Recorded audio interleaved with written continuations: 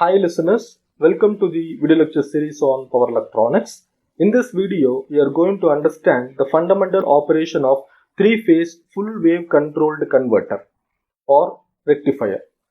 For further reading, you can follow this textbook on this corresponding page numbers. The circuit configuration of three-phase full wave controlled AC to DC converter or rectifier is shown here. It consists of 6 SCRs and 3 legs, which means that this is what I call it as a leg. In each leg, I have 2 SCRs. The input three-phase supply is connected to the midpoint of each leg and the load is connected across the SCRs as shown in this configuration. This configuration is also called as bridge configuration. Since these top 3 SCRs are connected to the positive of the load, this group of SCRs are also called as positive group SCRs. Since the bottom 3 SCRs are connected to the negative of the load, this group of SCRs are called as negative group SCRs. In order to understand the operation of this bridge controlled full wave controlled converter, we need to understand some of the basic conditions. Let me list out all these conditions one by one. So condition number 1, at any point of time, only 2 SCRs will be conducting. So at any point of time, only 2 SCRs will be conducting. Of these 2 SCRs, one belongs to positive group and another belongs to negative group. Since it is a three-phase supply, total of 360 degrees divided by three-phase supply, so this gives 120 degrees. So each SCR conducts for this duration. Each SCR conducts for 120 degrees. So the conduction angle of each SCR is 120 degrees. The third condition is there are totally 360 degrees for one cycle and there are 6 SCRs. So 360 by 6 is equals to 60 degrees. So after every 60 degree, one SCR will turn off, one SCR will turn off and another SCR will turn on. So meaning is there is a commutation after every 60 degree.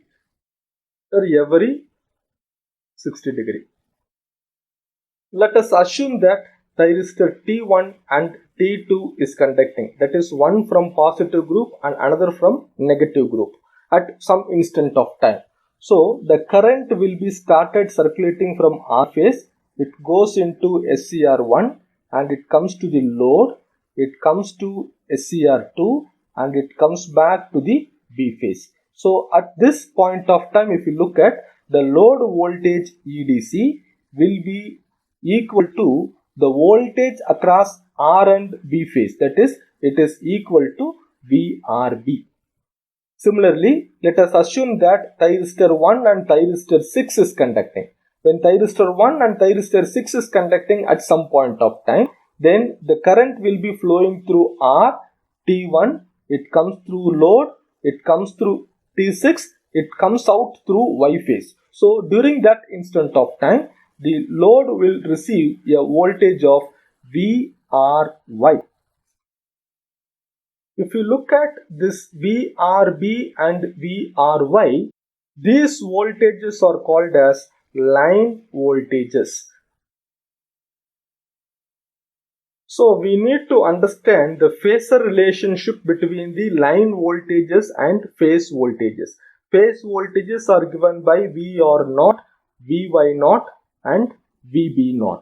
So these are all called as phase voltages, where O is the neutral point, whereas VRB, VRY, Vy, all those voltages are called as line voltages. And furthermore, I have numbered these thyristors as T1, T3, T5, T4, T6 and T2. Why it should not be numbered in the other way? That is the next question which comes into our mind. Why it should not be like T1, T2, T3, T4, T5, T6. So there is a reason why this is numbered in this sequence. So let us understand this reason, for which we have to know this relationship. So let us try to understand the relationship between the phase voltages and line voltages instantaneously in vector form. So let us try to draw the phase voltages first, and then we will try to derive the line voltages from the phase voltages. Why these line voltages are required? As I said already that in the case of three-phase full wave controlled converter, we require line voltages because that is the voltage which appears across the load.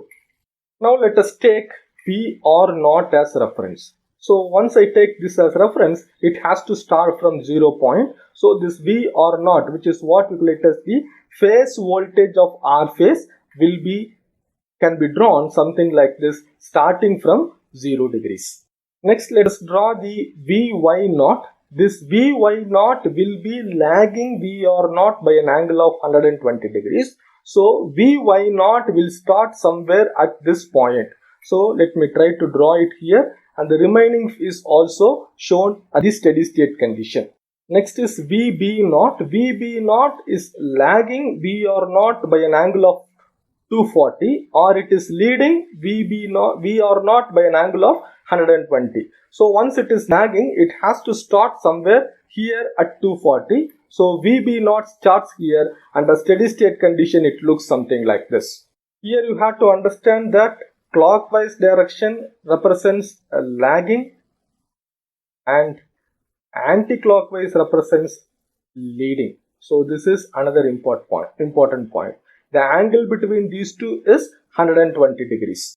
Now let us try to draw the V or naught opposite direction, that is 180 degree shifted. If it is 180 degree shifted, this V or naught will come negative. So the V or naught minus V or naught will look something like this. The dotted red line is minus V or naught. This V or naught, positive V or naught, is lagging negative V or naught by an angle of 180 degrees. Similarly, let me try to draw minus Vy naught. This minus Vy naught will be opposite to this yellow line, which is the dotted yellow line here shown, which is again shifted by 180 degrees, and Vb naught minus Vb naught, again it is opposite to that of the blue continuous line. Dotted blue line is what? Minus Vb naught. So if you look at the value at steady state is, it starts with minus Vy naught, then comes Vr naught, then comes minus Vb naught, then followed by Vy naught, V minus Vr naught, and Vb naught. This is the condition under steady state. Now if you look at Vr naught and minus Vb naught is lagging Vr naught by an angle of 60 degrees here, because the angle between Vr naught and Vy naught is 120. So this is a bisector. So the angle between Vr naught and minus Vb naught is 60 degree. We can evident from this. This is Vr naught.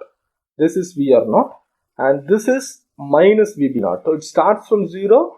It starts from 60. So there is an angle of 60 degree between Vr naught and minus Vb naught.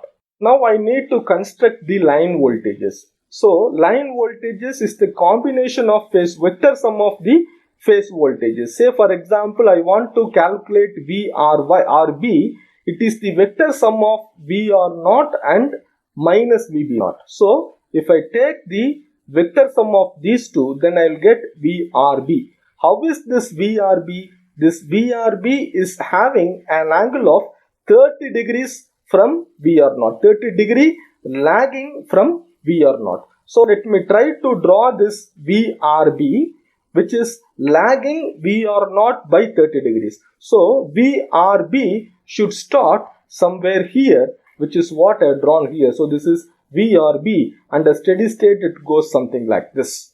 The next line voltage which we are going to determine is VYB, which is the vector sum of Vy naught and minus Vb naught. So VYB is the vector sum of Vy naught and minus Vb naught.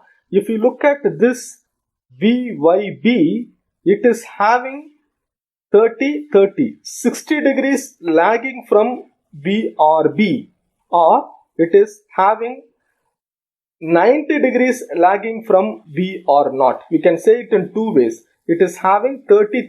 Every segment is 30. So this is 30, this is 30. So it is lagging 60 degrees from VRB. So if I start here 60 degrees, this is 30 and another 30. So VYB should start somewhere here. So it is starting from here, and at a steady state it looks something like this. The next line voltage is VYR, which is the vector sum of VY0 and minus VR0. So again I can take these two, and if you look at, it is having an angle of 60 degree lagging from this VYB. This VYR is lagging VYB by 60 degrees. So if this is 30 and another 30, so this is the lagging direction. So VYB and VYR, if you look at, VYR is lagging VYB by an angle of 60 degrees. So the VYR should start somewhere here at from this 60 degrees. So this is 30, another 30. So it starts somewhere here. This is VYR, and at steady state it looks something like this. The next line voltage is the vector sum of VB0 and minus VR0, which is VBR.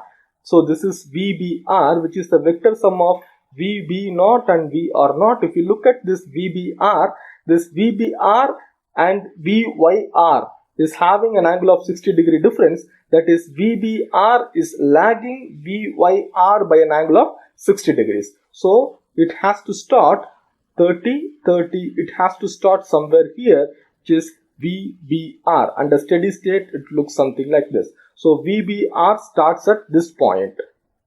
The next phase voltage is VBY, which is the vector sum of these two, VBY. And if you look at VBY, it is lagging VBR by an angle of 60 degrees. VBY is lagging VBR by an angle of 60 degrees. So it is starting here. So VBY will start somewhere 30 plus 30. It will start somewhere here. So it is what I have shown here. At steady state, it looks something like this. And the last line voltage is VRY, which is the vector sum of VR0 and VY0. If you look at, the VRY is lagging VBY by an angle of 60 degree. So it starts somewhere at this point, 330 degrees. So if you look at, this is VRY. So if you look at the first voltage which appears at steady state condition or during the startup is VBY for 30 degrees, and VRY comes next, VRB comes next, VYB comes next, VYR the next, and followed by VBR. So this same waveform I am taking it to the next one in order to understand the question which I asked previously, how to number these thyristors. So let us take one cycle of my reference waveform. VR0 is my reference waveform. If you remember from the previous slide, the VR0 is the first waveform which we have drawn. So let us try to take one cycle of my reference waveform. So this is the point which I am trying to close. If you look at, for one cycle of this line voltages, VRB is for 30 degrees. You can see that this is, every line is for 30 degrees. So VRB is for 30 degrees, VRY is for 60 degrees, and similarly VRB, VYB and VBR and VYR and VBR is for 60 degrees, and this 30 and this 30 combinedly makes VYB 60 degrees. So this is also VYB. So if you look at this VBY is the continuation from the previous cycle. Maybe you can look at very clearly here. If you look at this VBY, it is from the previous cycle. So the fresh cycle starts from this point only. So before that, the previous cycle. So this voltage is for the last 30 degrees of the previous cycle. So this VBY should be corresponding to the last two thyristors, that is T5 and T6, totally 6 thyristors. So this VBY is responsible for T5 and T6 because from the previous cycle. So if VBY wants to appear across the load, then this thyristor and this thyristor should be in on condition in order to make VBY to appear across the load.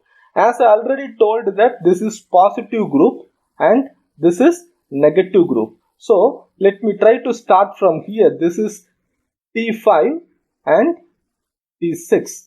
This is for this particular VBY to appear across the load. From this point forward, a fresh cycle starts. So next comes the VRY. In order to make VRY to appear across the load, VRY. So this thyristor should be turned on and this thyristor should be turned on. This is already numbered. Now I am going to number a new one. Now fresh cycle starts. So this is numbered as T1. Now the next voltage is VRB. So VRB, in order to appear, I want to trigger this thyristor and VRB. So if I want to trigger this and I want to trigger this thyristor. So these two thyristors are responsible to make the load voltage as VRB. Already this thyristor is numbered as T1. Now this has to be numbered. So this I am numbering it as T2.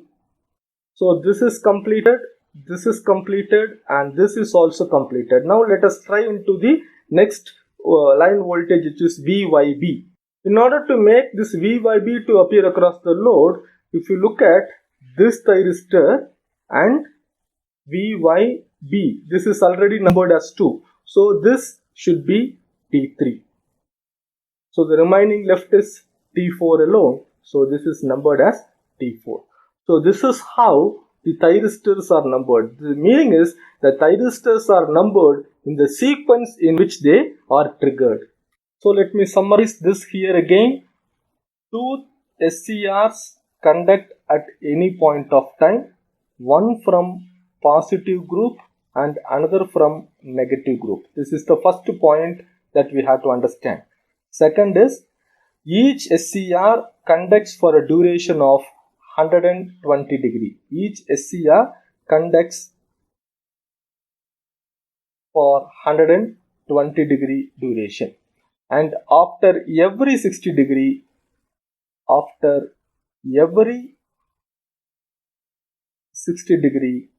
one SCR turns on,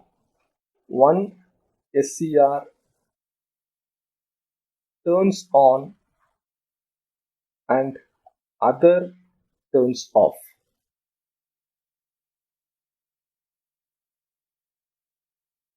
Or I can say that commutation occurs at interval of 60 degree. With these fundamentals, let us understand the operation of this full wave 3-phase controlled rectifier in the next video. Thank you for your patient listening. Thank you.